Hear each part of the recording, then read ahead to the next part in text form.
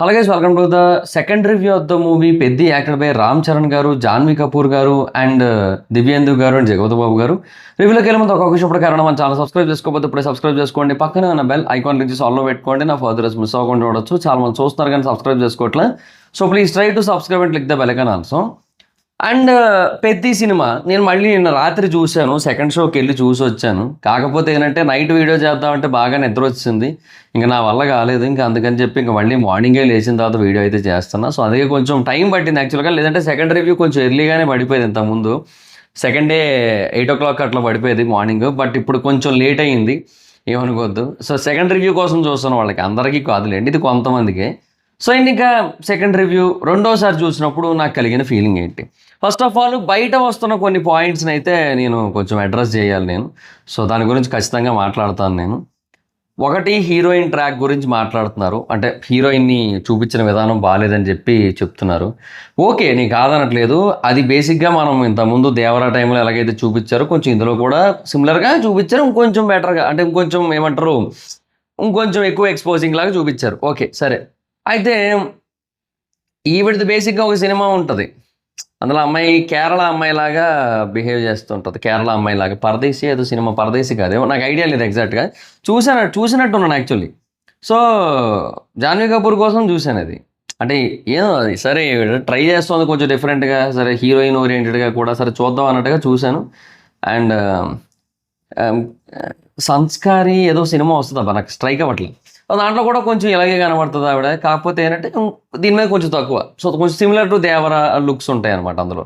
So ఇవన్నీ చూశాను. Okay సరే. అయితే ఈ సినిమాకి బేసిక్గా నేను ఆల్రెడీ ట్రైలర్లో అవన్నీ చూశాను. నేను ట్రైలర్లో కావచ్చు, అంతకుముందు చికిరి పాటలో కావచ్చు, వీటన్నిటిలోని కూడా నాకు హీరోయిన్ ఎలా తిరుగుతుంది, ఎలా ఎక్స్పోజ్ చేస్తుంది అనేది నాకు ఐడియా ఉంది. అందరూ కూడా ఆల్రెడీ అప్పుడు కూడా మాట్లాడుకున్నారు. ఏమని, ఏ విలేజ్లో అయినా సరే ఒక అమ్మాయి ఇలా తిరగడం అక్కడ రియల్గా చూపించండి అని చెప్పి అన్నారు. సో అది నిజంగా జరగని పని, అది ఎక్కడా కూడా, అది మనకు అందరికీ తెలిసిందే. బట్ సినిమా అంటే అన్నిసార్లు రియాలిటీ కాదు. బట్ ఏంటంటే ఒక ఇన్స్పిరేషనల్ స్టోరీ, ఒక స్పోర్ట్స్ డ్రామాలో ఇది అవసరం లేదు అనే ఎలిమెంట్ కూడా ఉంది. మోస్ట్లీ అది రైట్ అయ్యి ఉండొచ్చు. బేసిక్గా బార్బల్కి కూడా ఈ పెద్ది వాళ్ళు ఒక స్ట్రైక్ ఏదో వేశారంట. సో దాని గురించి మాట్లాడతా. దాని గురించి మనది ట్రెండింగ్ బై మహిధర్ అని ఒక ఛానల్ ఉంటుంది. సో కింద కామెంట్ సెక్షన్లో అండ్ డిస్క్రిప్షన్లో ఆ ఛానల్ లింక్ ఇస్తాను. ఆ లింక్ మీద క్లిక్ చేసి ఆ ఛానల్ సబ్స్క్రైబ్ చేసుకొని ఉండండి. ఇప్పుడు ఈవినింగ్ అప్లోడ్ చేస్తా. ఈవినింగ్ అంటే మధ్యాహ్నం అలా అప్లోడ్ చేస్తా. మార్నింగ్ ఒక వీడియో పెట్టేది ఉంది, ఈవినింగ్ అది అప్లోడ్ చేస్తా. ఈవినింగ్ మాట్లాడుకుందాం. కాకపోతే ఏంటంటే మనకి ట్రైలర్లోని, టీజర్లోని, వాటన్నిటిలోని కూడా ఆల్రెడీ హీరోయిన్ ఇలాగే ఉంటుందని చెప్పి చూపించినప్పుడు మనం దానికి ప్రిపేర్ అయ్యాలి. లేదంటే అది వద్దనుకుంటే అసలు వెళ్ళడం మానేయాలి. సో రెండు కాన్సెప్ట్లు ఉంటాయి జనరల్గా. ఇప్పుడు హీరోయిన్ ఇలాగ ఉందంటే మోస్ట్లీ హీరోయిన్ అన్నెసరీ ట్రాక్ అని అక్కడే అర్థమవుతుంది కదా, ట్రైలర్లో, టీజర్లోనే. సో అప్పుడు వెళ్ళడం మానేయాలి ఇంకా. సో హీరోయిన్ ట్రాక్ అనేది ఏంటంటే జస్ట్ బేసిక్గా ఏదో స్లైట్ ఆఫ్ ఏమంటారు, కొంచెం అక్కడక్కడ మధ్యలో కొంచెం డీవియేషన్ లాగా, కొంచెం ఎంటర్టైన్మెంట్ లాగా, ఏదో కొంచెం ఓవర్ గ్లామర్ డోస్ లాగా ఏదో పెట్టడానికి అయితే ట్రై చేశారు. స్పెషల్ సాంగ్ కూడా అందుకే పెట్టారు. సో ఇవన్నీ కూడా జరిగాయి.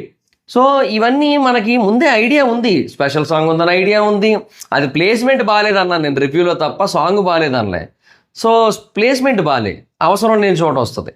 అట్లాగే హీరోయిన్ది కూడా ట్రాక్ అదంతా ఐడియా ఉంది కాబట్టి, ఆల్రెడీ ట్రైలర్లో, టీజర్లో నేను చూసి వెళ్ళింది కాబట్టి నాకు క్లారిటీ ఉంది. ఓకే, నేను ట్రైలర్లో, టీజర్లో చూసిందే కదా, ఇంతకంటే ఏముండదు కదా ట్రైలర్లో, టీజర్లో, అంతకుముందు పాటలో. ఇందులో చూసిన దానికంటే అయితే ఏముండదు కదా, చిగిరి పాటలో వచ్చిన దానికంటే అంతే ఉంది కదా. మోస్ట్లీ సినిమాలో ఏదైతే చూపించారో అది ఆల్మోస్ట్ మనకి జాన్వీ కపూర్ ట్రాక్ అంతా కూడా ముందే చూపించారు. ఒక లాస్ట్లో ఆవిడ మంచిగా మారింది తప్పిస్తే, ఆ చీర కట్టుకొని మెడలో తాళి వేసుకొని అవన్నీ ఏదైతే ఉందో అది ఒక్కడ తప్పిస్తే, అవి తప్పించి ఇంకా ఎందులోని కూడా మిగతాదంతా మనకు ఆల్రెడీ ట్రైలర్లో, టీజర్లో, సాంగ్లో చూపించింది. సో అది ఎందుకు అంత ఏమంటారు డిస్కషన్ పాయింట్ అవుతుందనేది నాకు అర్థం కాలేదు. సో మనకు ఒక ట్రైలరు, ఒక టీజర్ ఇచ్చేది కూడా అందుకే. చాలామంది మళ్ళీ ఇప్పుడు ఈ రామాయణ టీజర్, అదే రామ గ్లిమ్స్ వచ్చింది కదా, దాని తర్వాత విఎఫ్ఎక్స్కి కొంచెం హేట్రెడ్ అది వచ్చినప్పుడు హృతిక్ రోషన్ కూడా ముందుకు వచ్చి ఆ టీజర్ చూసి ఎట్లా జడ్జ్ చేస్తారు మీరు, ఫుల్ సినిమా చూడండి, ఫుల్ సినిమా చూస్తే మీకు అర్థమవుద్ది. టాక్సిక్ విషయంలో కూడా అదే అన్నారు. టాక్సిక్ విషయంలో కూడా ఆ టీజర్ చూసి మీరు ఎట్లా జడ్జ్ చేస్తారు, ఫుల్ సినిమా చూడండి అని చెప్పి ఈవెన్ కర్ణాటక ఫిల్మ్ ఛాంబర్ వాళ్ళే వచ్చి చెప్పారు. ఆ లేడీ ఒక ఆవిడ ఎవరో చెప్పారు, ఆవిడ ప్రెస్ మీట్ పెట్టి. సో ఇలాగా వాళ్ళు అంటారు కొంతమంది, ఎందుకంటే ఈ వీటి నుంచి ఈ టీజర్ ట్రైలర్ నుంచి ఏమైనా హేట్రెడ్ కనుక వచ్చినట్టయితే దాన్ని కవర్ చేసుకోవడానికి వాళ్ళు చెప్తారు. కానీ జనరల్గా మనకి టీజర్ కానీ ట్రైలర్ కానీ ఇచ్చే దేనికి అంటే ఫర్ ఓన్లీ పర్పస్ మనము అందులో ఏముంటుంది అని చెప్పి మెంటల్గా ఫిక్స్ అయ్యి వెళ్ళడానికి ఆ సినిమాలో. సో నాకు జాన్వీ కపూర్ విషయంలో కూడా నేను మెంటల్గా ఫిక్స్ అయ్యి వెళ్ళాను. అందుకే నాకేం అనిపించలేదు అక్కడ, నాకేం అక్కడ బ్యాడ్గా ఏం అనిపించలేదు. ఎందుకంటే already I have seen it in trailer, I have seen it in teaser, I have seen it in ఏమంటారు టీజర్లో చూడలేదులేండి, పాటలో చూసా, చికిరి చికిరి పాటలో చూసా, ఇందులో ఆల్రెడీ చూసే ఉన్నాను కదా నేను. సో ఇంకా నాకేముంది సమస్య. సో ఇది బేసిక్గా సినిమా కరెక్ట్గా చూసే ప్యాటర్న్ అంటాను నేను. అంటే ఒక టీజరు ట్రైలరు పాటలు ఇవన్నీ వాడు రిలీజ్ చేసేది సినిమాలో ఉండే కైండ్ ఆఫ్ స్టఫ్ ఏంటి అని చెప్పడానికి మనకి. సో ఏదో దానికి ఫిక్స్ అయ్యాలి, లేదంటే అట్లీస్ట్ ఇగ్నోర్ చేసేయడం అయినా బెస్ట్ ఆప్షన్. సో మనకి ఏదైతే ట్రైలర్లో టీజర్లో చూపించారో అది సినిమా స్క్రీన్ ప్లే, అది సినిమా యొక్క ఫుల్ స్టోరీ, అవి మనకి చూపించరు యాక్చువల్లీ. ఆ సినిమా యొక్క మొదలేంటి, ముగింపు ఏంటి, ఇంటర్వెల్ బ్యాంగ్ ఏంటి, ఇవేం చూపించరు మనకి. ఓకే, మధ్యలో హై సీన్స్ ఏంటి అవి కొన్ని చూపిస్తారు, మా అయితే ఒకటి రెండు చూపిస్తారు మనకి, ఇంకా చాలా ఉంటాయి థియేటర్లో. సో ఇలాగా మనకి ఇందులో ఏదైతే చూపించలేదో సో అది మనం అర్థం చేసుకొని సరే ఇలా ఉంటుంది సినిమా అనుకొని వెళ్ళగలిగితే వెళ్ళొచ్చు. సో అది నా కాన్సెప్ట్, నేను ఆ బేసిస్ మీదే వెళ్తాను మోస్ట్లీ సినిమాలు అన్నిటికీ కూడా. ఎందుకంటే ఈవెన్ చాలా ట్రైలర్స్ మనకి మోస్ట్లీ డీటెయిలింగ్ కోసం మనో లేదంటే ఇంకో రీజన్తోనో సరిగ్గా చూపించవు. ఇప్పుడు అంతెందుకు సలార్ ట్రైలర్లే చూడండి, 2 ట్రైలర్లు కూడా స్టోరీ టెల్లింగే ఉంటుంది. మొత్తం ట్రైలరు రిలీజ్ ట్రైలర్ 2 కూడా స్టోరీ టెల్లింగే ఉంటుంది. అసలు టీజర్లో అసలు హీరోనే చూపించరు, చెయ్యి ఒకటి చూపిస్తారు అంతే. సో 2 ట్రైలర్లో కూడా స్టోరీ టెల్లింగే ఉంటుంది. ప్రభాస్ గారు చాలా లాస్ట్లో వస్తుంటారు. కల్కిలో కూడా అంతే, కల్కి ట్రైలర్స్ కూడా అంతే. కల్కి ట్రైలర్స్లో కూడా ప్రభాస్ గారు చాలా లేట్గా వస్తారు, చాలా చాలా తక్కువ కనిపిస్తారు ట్రైలర్స్లో. సో సెకండ్ ట్రైలర్లో మటుకు, రిలీజ్ ట్రైలర్లో మటుకు ఆ బుజ్జిది అది కనబడుతుంది, అది బాగుంది, అది కొంచెం బ్యాంగ్, అది okay, that's a different story. But ఇదైతే మటుకు అదే అంటున్నా. సో ట్రైలర్లో మిగతా పాటలో సరిగ్గా చూపించారు. Even Hindi reviewers, Hindi reaction ఇచ్చేవాళ్ళు వాళ్ళ వీడియోలు చూస్తే ఏంది ప్రభాస్ ఏంది అసలు కనబడట్లేదు అనుకున్న టైంలో సెకండ్ ట్రైలర్ లాస్ట్లో ఇప్పటివరకు ఒక్క ఫైట్ కూడా ఓడిపోలేదు, ఇది కూడా ఓడిపోరని చెప్పి ఆ బుజ్జిని ఒక మనిషిలాగా చేసి ఎగురుకుంటూ వస్తారు కదా, ఆ షాట్ పెడతారు. ఓకే ఓకే అనుకుంటారు, బాగుంది అనుకుంటారు. సో ఇట్లాగా మనకి ఏంటంటే ట్రైలర్లో కొన్ని చూపించరు, కానీ ఓవరాల్గా సినిమా యొక్క పాయింట్ ఆఫ్ వ్యూ ఏంటి, సినిమా వెళ్ళే స్టోరీ ఏంటి, దాని విధానం ఏంటి, అదైతే మనకు స్పష్టంగా అర్థమయ్యేలా చేస్తారు. సో అది బేసిక్గా ఇక్కడ కాన్సెప్ట్. రాజమౌళి గారు కూడా ఆయన ట్రైలర్స్ ఎందుకు అట్లా కట్ చేస్తారంటే అందుకే. ఇంకా సో నా వెర్షన్ ఏంటంటే ఈ బేసిస్ మీద చూసుకుంటే బెస్ట్. సో అందుకే నాకు జాన్వీ కపూర్తో నాకు అంత బ్యాడ్ అనిపించలేదు. తర్వాత రెండోది, బయట ఎందుకు అంత ఏమంటారు బ్యాడ్గా వచ్చిందనేది కూడా నాకు ఐడియా రావట్లా. పోనీ మరీ అంత ఆప్టమిస్టిక్గా చూస్తున్నానంటే అది కూడా లేదు. నాకు బేసిక్గా సెకండ్ హాఫ్లో కొంచెం స్లో అయిన ఫీలింగ్ కలిగింది సినిమా అయితే, తర్వాత పాట అన్నెసరీగా వచ్చే ఫీలింగ్ కలిగింది, ఓకే. బట్ అంత బ్యాడ్ ఉందా మరి? కాదే. నాకు ఆ స్టోరీ బాగానే ఉంది, మొత్తం ఓవరాల్గా స్క్రీన్ ప్లే బాగుంది, హై ఎలిమెంట్స్ ఉన్నాయి, వావ్ ఎలిమెంట్స్ చాలానే ఉన్నాయి సినిమాలో. సో ఆ తర్వాత అంటే అవి కొన్నిసార్లు ఇంతకుముందు మనం చూసినవి అయి ఉండొచ్చు, but based on that story అక్కడ మనకు బాగా అనిపిస్తుంది.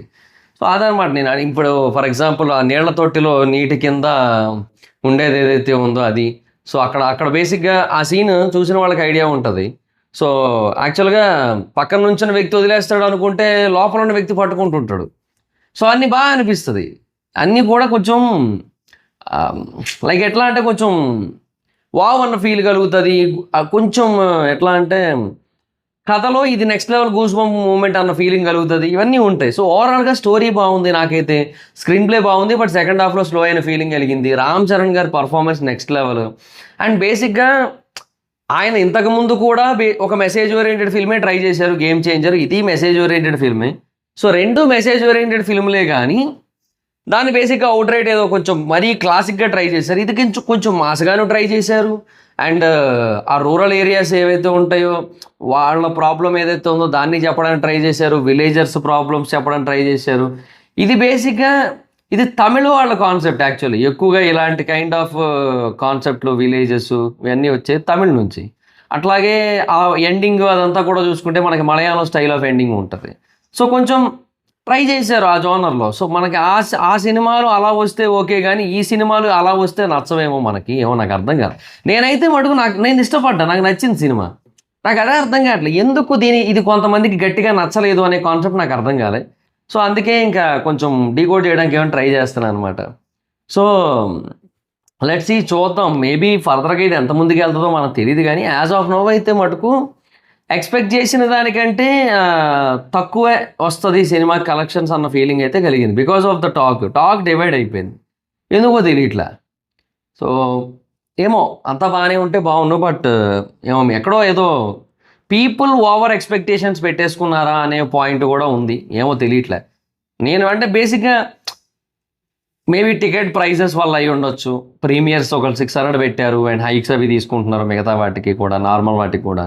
సో ప్రైసెస్ పెరిగినప్పుడు ఆటోమేటిక్గా క్వాలిటీ అవుట్పుట్ ఎక్స్పెక్ట్ చేసి అట్లా ఏమైనా చేస్తున్నారా? పోనీ ప్రైసెస్ తక్కువ ఉన్నా సరే ఇదే టాక్ వస్తుంది అన్న పాయింట్ ఉంది కదా. టాక్ అయితే ఇదే ఉంటుంది కదా సినిమా చూసిన వాళ్ళ నుంచి. సో అదొకటి ఉంది. I'm not understanding. నాకైతే సినిమా నచ్చింది, నాకైతే బాగానే ఉంది. నాకైతే అది ఒక క్వశ్చన్ మార్క్ అయిపోయింది నాకు, ఎందుకు ఇట్లా అని. అంటే ఇది స్పోర్ట్స్ డ్రామాని ఇంతకంటే ఏం ఎక్స్పెక్ట్ చేస్తారు స్పోర్ట్స్ డ్రామా నుంచి? చచ్చిపోయి మళ్ళీ ఆత్మరూపంలో వచ్చి ఇంకెవరి బాడీలోకైనా వెళ్ళిపోయి వాళ్ళతో ఆడియాలా? ఏటో సరే, ఏమోలేండి. స్పోర్ట్స్ డ్రామా బేసిక్గా రీసెంట్ టైంలో నాకు ఇంత ఎంగేజింగ్గా ఏది కనపడలే నాకు. ఏవో సినిమాలు చూశాను నేను, లక్ష్య అని, గని అని, ఇంకేవో సినిమాలు చూసాను. ఈవెన్ మొన్న తమిళ్ది కూడా ఏదో సినిమా చూశాను, అది కూడా బాగానే ఉంది. అండ్ అది కూడా మంచి ఎంగేజింగ్గానే ఉంటుంది. ఈయన ఎవరితో చూశాను నాకు స్ట్రైక్ అవ్వట్లా. సో అట్లాగే ఇది కూడా అంతే నాకు. సో మంచి ఎంగేజింగ్ ఉంది సినిమా అంతా కూడా, ఎక్సెప్ట్ సెకండ్ హాఫ్లో అక్కడక్కడ స్లో అవుతుంది కదా. మళ్ళీ సెకండ్ హాఫ్లోనే మెయిన్ ఎలిమెంట్స్, హై ఎలిమెంట్స్ అన్నీ కూడా ఉన్నాయి. సో ఒక ఏమంటారు, ఒక టిపికల్ ఏమంటారు రెగ్యులర్ ఫార్మాట్ ఆఫ్ ఎండింగ్ కాకుండా చాలా డిఫరెంట్గా ఒక టైర్ 1 హీరో ఏమంటారు ఇట్లాంటివి చేయడం కొంచెం అంత ఈజీ కాదు. సో ఇలాంటి ఎక్స్పెరిమెంట్స్ చేయడం, సో ఇవన్నీ ఉన్నాయి. చాలా చేసినప్పటికీ కూడా ఇంకేం కావాలి అనే క్వశ్చన్ మార్క్కి ఆన్సర్ దొరకట్లేదు. ఏమో ఇప్పుడు ఇన్ కేస్ మేబీ ఇదే స్టోరీ ఇంకెవరైనా చేస్తే ఇంకోలా ఉంటుందా రెస్పాన్స్ అన్న ఒక క్వశ్చన్ మార్కు ఉంది. So we have to wait and watch అంతే మరి ఇంకా. సో అంటే జనరల్గా నేను ఏమంటానంటే ఇవన్నీ కూడా కొంచెం కాంప్లికేట్ అయిపోతున్నాయి డే బై డే సిచ్యువేషన్స్ అన్నీ కూడా సినిమాల పరంగా. ఇలాగే కనుక కంటిన్యూ అయితే రాజమౌళి గారు కూడా నాకు తెలిసి వారణాసి తర్వాత రిటైర్మెంట్ ఇచ్చేస్తారేమో ఇంకా ఆయన. గంట అలాగే ఉంది బయట పరిస్థితి. ఒకవేళ చేస్తే గీస్తే ఆయన మహాభారతం ఒక్కటి చేసి నాకు తెలిసి రిటైర్ అయిపోతారేమో. సో తక్కువ బడ్జెట్లో చిన్న ఆర్టిస్టులతో మహాభారతం చేసేసి బడ్జెట్ తక్కువలో అయిపించేసి నాకు తెలిసి ఆయన అది రిటైర్ అయిపోతారేమో ఇంకా నాకు తెలిసి. అదే అనుకుంటాను నేను. అంటే సినిమాల తాలూకు సిచ్యువేషన్స్ మారిపోతున్నాయి. ఒక హీరోయిన్ ట్రాక్ గురించి అంటే నేను అదే ముందు చెప్పా కదా, ఎలాగ ట్రైలర్లోని పాటల్లో చూపించిందే కదా. ఎందుకు అంత సినిమా చూసినప్పుడు కూడా అది ఎందుకు డిస్కషన్ పాయింట్? సో మనకు ట్రైలర్ ఏదైతే ఉందో దాని గురించి మాట్లాడుకున్నప్పుడు ఇది మాట్లాడుకున్న ఒక అర్థం ఉంది. సో సినిమా టైంలో సినిమా గురించి మాట్లాడుకుంటే బెస్ట్ ఆప్షన్ అని ఫీలింగ్ కలిగింది. బట్ ఏమోలేండి, ఎండ్ ఆఫ్ ది డే ఒకటైతే వాస్తవం, సినిమాలు బేసిక్గా ఓవరాల్గా ఎఫెక్ట్ అవుతున్నాయి. సో దానికి మోస్ట్ రీజన్ బడ్జెట్స్ ఎక్కువ అవ్వడం. ఆ బడ్జెట్స్ని ఇప్పటికైనా సరే మేలుకొని, ఇప్పటికైనా సరే కాస్ట్ కటింగ్ చేసి, ఇప్పటికైనా సరే ఆ తమిళనాడు వాళ్ళు మొన్న ఏదో ఒక తీర్మానం ఇచ్చారు. ఏమనంటే ఇంకా ఆర్టిస్టులందరూ కూడా మీరు పర్సంటేజ్ షేర్ బేసిస్ మీద తీసుకుంటే తప్ప, సినిమా చేస్తే తప్ప మేము సినిమాలు చేయమని చెప్పి కొంతమంది ప్రొడ్యూసర్లు కూర్చున్నారు. ఎందుకంటే రెమ్యునరేషన్లు కూడా రికవరీ అవ్వట్లేదట. సో అందుకని అట్లా. సో ఇంకా ఆ బేసిస్ మీద వెళ్తే బెస్ట్ ఏమో మరి ఇంకా మోస్ట్లీ మన టీఎఫ్ఐ నుంచి కూడా హీరోస్ అందరూ కూడా. సో అప్పుడు బేసిక్గా ఇంకా రెమ్యునరేషన్స్ బేసిస్ మీద వెళ్తే ఇంకా రెవెన్యూ ఎక్కువ జనరేట్ అయ్యే ఛాన్స్ కూడా ఉంది ఇఫ్ ఇన్ కేస్ మూవీ కనుక బాగా సక్సెస్ అయినట్టయితే. ఏముంది, థియేటర్లో వచ్చే ప్రతి 10 రూపాయలకి కూడా 3 రూపాయలు ఇవ్వాలను, 4 రూపాయలు ఇవ్వాలను, అట్లా రూపాయికి 30 పైసలు అట్లా లెక్క వేసుకుంటే 100 రూపాయలకి 30 రూపాయలు, అట్లా 40 రూపాయలు అట్లా లెక్క వేసుకుంటే ఒకవేళ 200 కోట్ల దగ్గర కలెక్ట్ చేసింది అంటే ఒక 60 కోట్ల పైనే వస్తుంది కదా, 60 కోట్ల దగ్గర వస్తుందేమో, అంతే కదా, 60 కోట్లు వస్తుంది. సో అది ఎనఫ్ అనుకోని ఇంకా బెస్ట్ ఆప్షన్ ఇంకా నన్ను అడిగితే. So these are the things are best things. So ఏమో చూద్దాం మరి ఇంకేంటో పరిస్థితి. నన్ను అడిగితే ఇది మారాలి, ఇదైతే మారాలి. రెవెన్యూ షేరింగ్ అయితే మటుకు రావాలి హీరోస్ విషయంలో కూడా. చూద్దాం ఏం చేస్తారో ఫర్దర్గా. సో నాకైతే నచ్చింది, నాకు సినిమా మళ్ళీ చెప్తున్నా, నాకు సినిమా నచ్చింది. నాకు 2 మైనస్లు అనిపించాయి. సెకండ్ హాఫ్లో కొంచెం స్లో ఉంది అక్కడక్కడ, అండ్ సాంగ్ అన్నెసరీ అనిపించింది. అండ్ చాలా అంటే చాలా బాగా ఫెంటాస్టిక్గా యాక్ట్ చేశారు రామ్ చరణ్ గారు. సో అందులో no doubt. So Ram Charan గారనే కాదు, జగపతి బాబు గారు కావచ్చు, ఇంకా చాలామంది ఫ్యాంటాస్టిక్గా యాక్ట్ చేశారు. సో వాళ్ళ సైడ్ నుంచి అసలు ఎక్కడా కూడా ప్రాబ్లం లేదు. అంతా కూడా చాలా బాగుంది. సో ఏమో నాకైతే ఒక స్పోర్ట్స్ డ్రామా నాకు రీసెంట్ టైమ్స్లో ఇంత ఎంగేజింగ్ ఉన్నది ఇదే నాకు. అందుకే నాకు నచ్చింది. మరి మేబీ మీకేమనిపించిందో చెప్పండి కింద. ఈ వీడియో మీకు నచ్చితే లైక్ చేసి వీడియోని షేర్ చేయండి. ఇప్పుడు కేవలం మన ఛానల్ సబ్స్క్రైబ్ చేసుకోకపోతే ఇప్పుడు సబ్స్క్రైబ్ చేసుకోండి. పక్కనే ఉన్న బెల్ ఐకాన్ క్లిక్ చేసి ఆన్లో పెట్టుకోండి. నా ఫర్దర్స్ మిస్ అవ్వకుండా చూడొచ్చు. చాలా మంది చూస్తున్నారు కానీ సబ్స్క్రైబ్ చేసుకోవట్లా. So please try to subscribe, click the bell icon also. నా ఇన్స్టాగ్రామ్ ఐడి జవర్స్ మీద అక్కడ వచ్చి ఫాలో అవచ్చు. Thank you so much. Next video. Bye by.